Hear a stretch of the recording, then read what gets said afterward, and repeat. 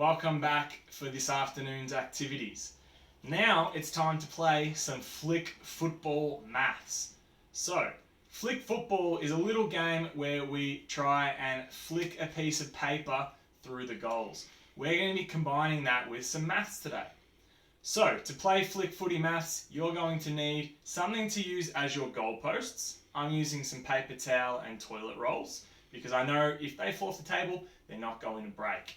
You guys can use anything that you have at home that your mum and dad say is okay, but make sure you make sensible choices. We don't want to break anything.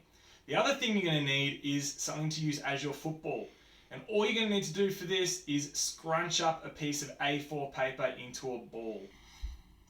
To play flick footy maths, all we have to do is pop our ball onto the table, line up the goalpost and try and flick our ball through the middle.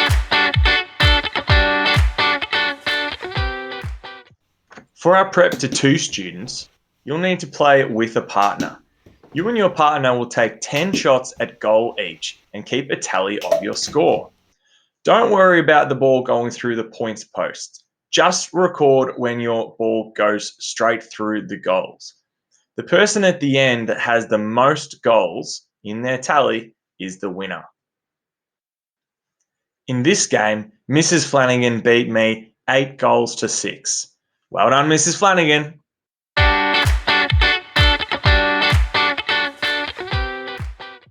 If you're a 3 to 6 student, you're going to be playing 4 quarters of football and you're going to be taking 5 shots per quarter, which means 20 shots altogether.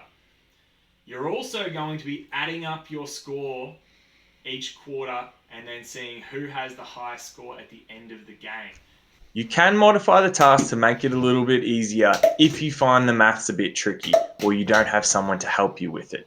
But if you want to challenge yourself, try and keep track of your score across 4 quarters or a whole game of football. There are lots of different ways you can keep track of your score throughout the game. You might like to do it the way we did and write down the number of points we scored for each of our 5 shots at goal. At the end of each quarter, add the score for the quarter to your total points for the game. Remember, in Australian rules football, you get 6 points for a goal or 1 point if you hit the goal post or it goes through for a behind.